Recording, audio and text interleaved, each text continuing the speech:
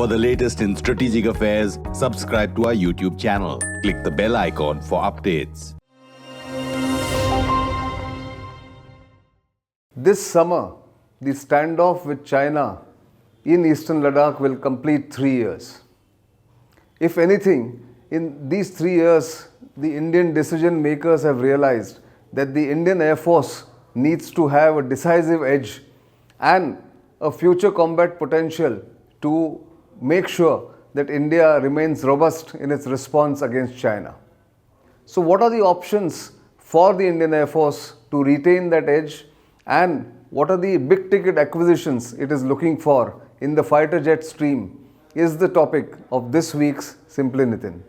I am Nitin Gokhale.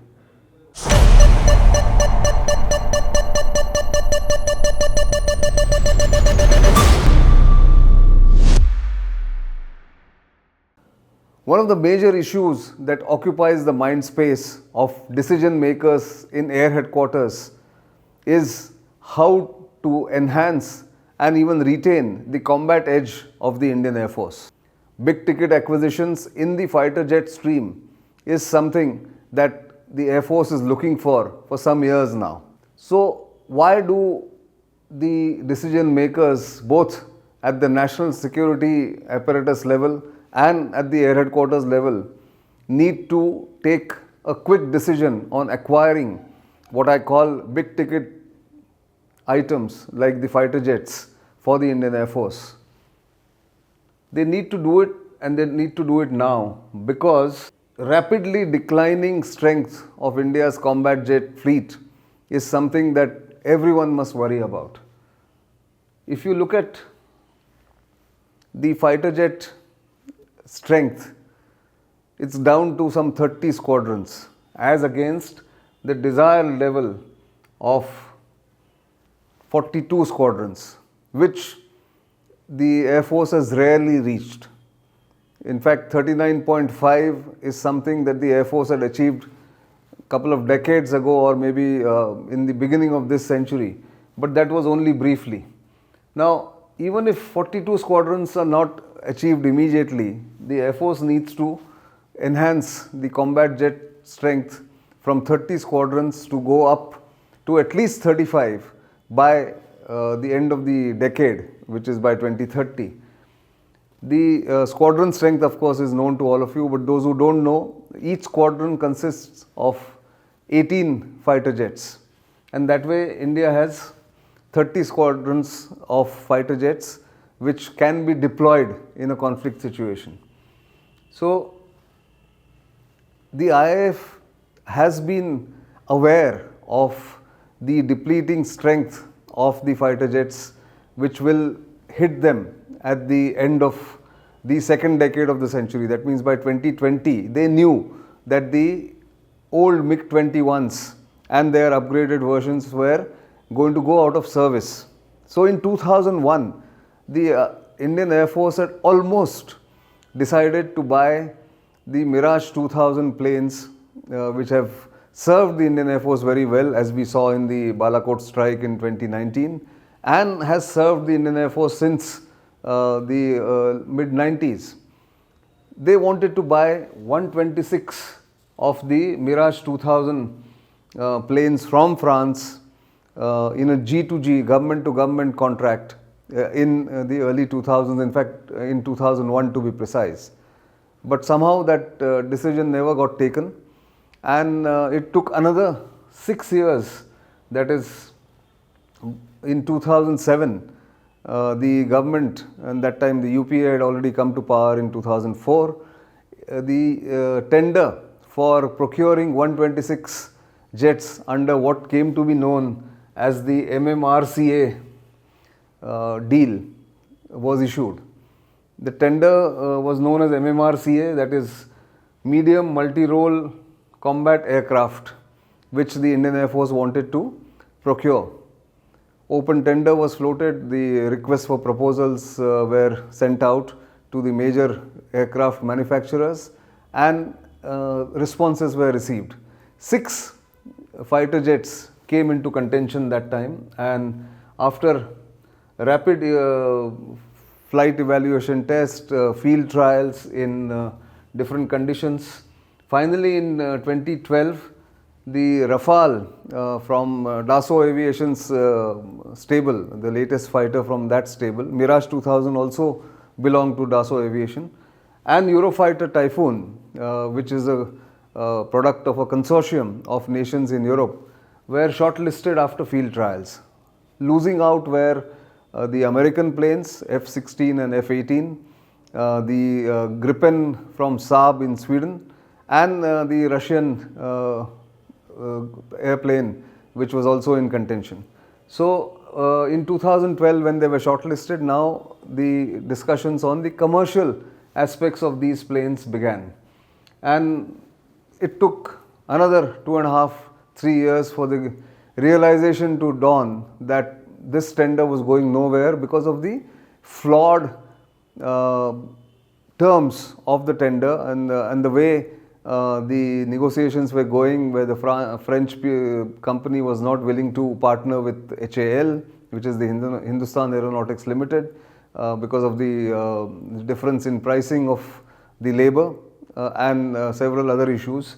So no decision was taken until 2015, and therefore it was left to Narendra Modi government, the Modi 1.0 tenure, to get a decision made in April 2015. They were alarmed by the depleting numbers. The Air Force was pressing the government to take a quick decision on the tender.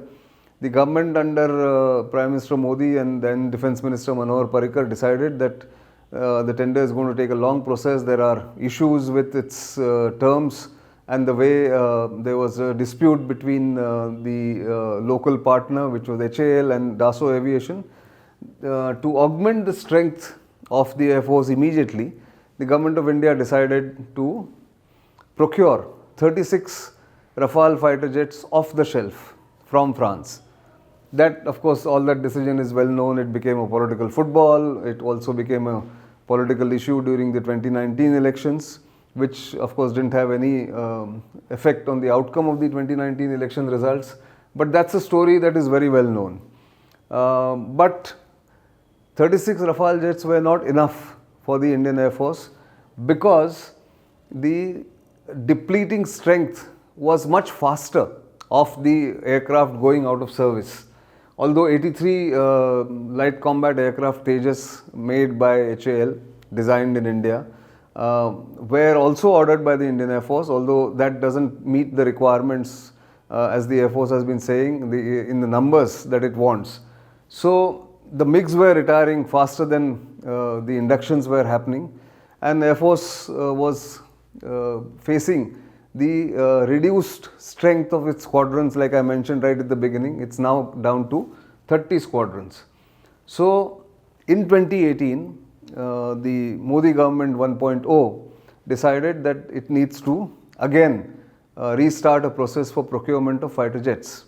So the RFI, or the request for information, was issued in 2018 for what is now called the MRFA, the multi-role fighter aircraft tender, or more popularly known as the MMRCA 2.0, was initiated. But it's now almost 5 years. The government still hasn't taken a decision for various reasons. One, the COVID came in between. There was shortage of funds. There was also the geopolitical situation changing, and that's where the RFI is still stuck at the RFI stage. As expected, 6 companies have responded for the procurement of this big ticket item, 114 fighter jets. You can say that they are all waiting for a decision from the government. And the same 6, as I mentioned in the beginning, who had participated in the MMRCA 1.0 are back in the field, back in contention. And of course, there are a couple of more options now being sort of exercised by some of the companies, which we'll come to in a moment. But the Air Force's dilemma is something real. So what is the dilemma? In the normal course, the Air Force can say, okay, let the MRFA tender take its own course, let it go through the process where field trials are done in extreme conditions in the hot desert and the cold desert in Ladakh and elsewhere in high altitude, and continue with the lengthy process. Unfortunately, because of the circumstances that I mentioned, that luxury the Air Force cannot afford. Plus, like in MMRCA 1.0, the mix of single and double engine aircraft makes it difficult to actually make a decision in the choice the Air Force makes. It's like comparing apples to oranges. Now, that time, and that is the reason why MMRCA 1.0 failed. So, does the Air Force go the same route? Does it follow the same process? Is the question it is grappling with. It is telling the government of various options that we need quick decision, and discussions are on between Air Headquarters and the MOD, between the MOD and the higher office of the Prime Minister, and the NSCS, the National Security Council Secretariat, because nothing will change in the process of trials and selection. It will be the same process as the MMRCA, and as I said, the Air Force cannot afford to take that long route, because the precarious state of its fighter jet strength is something that worries the Air Force. And there is an additional worry now because China has become more belligerent. Earlier, the understanding or the planning was based on an assumption that there will be no big conflict with China. It may not even happen going into the future, but no contingency can be ruled out. No military can rule out that. And given what has happened in Ladakh since 2020, the chances of a skirmish or a conflict or a hot war with China has increased, which wasn't the case when MMRCA 1.0 was taking place. At least the chances were not seemingly as imminent as they are now, and therefore it has no time to lose in acquiring fighter jets, which are the main strength of the Air Force. So what are the options for the Indian Air Force? Let's look at them. What route it can take. Options, of course, the aircraft options I have already mentioned and all of you know about it. But what are the options? What route can it take? Now, there is also this additional factor that always comes into consideration. No big ticket acquisition like the fighter jet acquisition, which could range anywhere between $15 to $20 billion in the purchase price, cannot happen in isolation purely based on military considerations or technical considerations. With it, accompanying that decision is also what are the geostrategic compulsions, what are the geostrategic realities, and where is India placed in the balance of power equations. Given what has happened since 2022, when the Russians launched their invasion of Ukraine and the after effects and the cascading effects it has had on the global order, India or the Air Force cannot take a decision in isolation. It needs to keep the balance of power in mind. It needs to see what kind of strategic relationship the country has with different global major powers, and what you can derive out of this big ticket acquisition. Do you get leverage? Do you get technology? Do you get geostrategic advantage in terms of how to choose the side? Or we remain kind of neutral, as India has tried to do through this conflict and through this churn that is happening. All that has to be kept in mind. And therefore, which plane, when procured, and from which country will depend on, will be sort of decided after taking into consideration all these strategic factors that I mentioned. Which plane will bring the maximum benefit to the country is something that the Air Force and the Indian political leadership will have to decide. The national security managers will have to decide. That's going to be the major dilemma, and there are options. Let's look at these options, and these are purely options, speculative options, but based on something that has happened in the past. That is something one picks from Aero India after speaking to different executives of different companies. The first option that is being discussed is a government-to-government deal with the United States. Within that, there are other options. Now, who to choose? Does India choose Boeing's F-16, the F-18 or F-15, which has been offered by Boeing? Or does it go with Lockheed Martin's F-21? Or does it get F-35, which made a debut at the Aero India show this year in February in Bangalore? The US government took special effort to bring F-35, which became a star attraction at Aero India, to be brought to India. Why was it brought? To arouse curiosity, to send a message to India, maybe a mix of all that. And so does India go for F-35s? Does it go for F-21? Does it go for F-15? Or does it go for F-18? If a government-to-government deal with the United States has to be clinched. That's the dilemma that the government of India faces along with the Indian Air Force.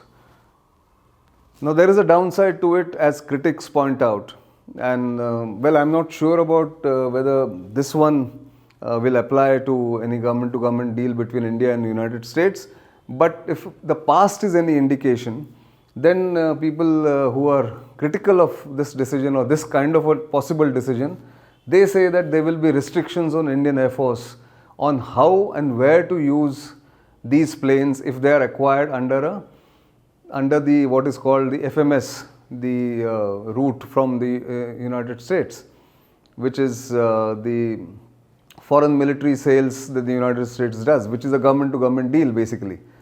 So that if you are not sure, and if the US government is going to put restrictions on where to use it, how not to deploy it against XYZ, then the whole purpose of acquiring those aircraft is defeated. For instance, Pakistan actually has restrictions in using F-16s against India. As we saw during the Balakot air battle, there was a lot of debate. The US tried to tamp down the reports about an F-16 being shot down, because F-16s are not supposed to be used by Pakistan against India under the terms of sale that the US has done when they have given F-16s to Pakistan. So if that restriction will also apply, similar restrictions will apply to India, then does India go for this kind of acquisition? Is the question critics are asking. But again, nobody knows where this will go. Then there are choices to be made. Second choice could be go for additional squadrons of Rafale, maybe 2 more squadrons of Rafale fighters, because the infrastructure for 2 more squadrons of Rafale can be accommodated, or the infrastructure is ready for 2 more Rafale squadrons to be accommodated into that infrastructure at Hashimara and in the north, where the Rafales are based, or the first tranche of Rafales, which under the 36 procurement, 36 numbers of jets that were procured in 2016, they are being delivered in batches. That is easily available, and therefore the expenditure on building additional infrastructure is saved. The money is saved there. That's another option which the government can exercise.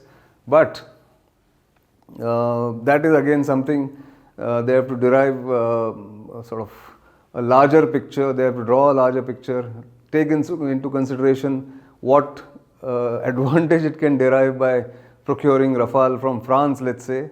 Does France then remain India's friend forever? Or you go to the US, because US is a bigger global power, and India needs US in its fight with China, and so does US need India in its fight with China. So all those questions will come in.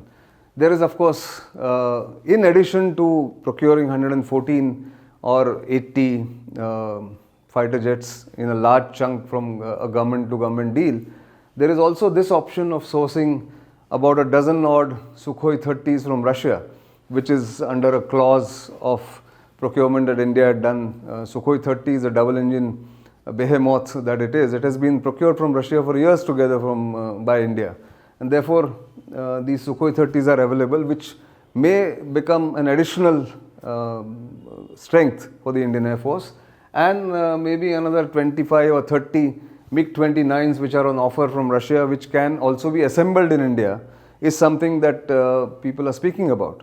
Now, does India also exercise this option over and above the MRFA, the multi-role fighter aircraft deal or the tender, or it just goes for these two and augments the strength of the fighter jets temporarily until other solutions are found? Then there is, of course, orders for LCA which are already placed on HAL, and the planning for Mark II, LCA Mark II is already up and about.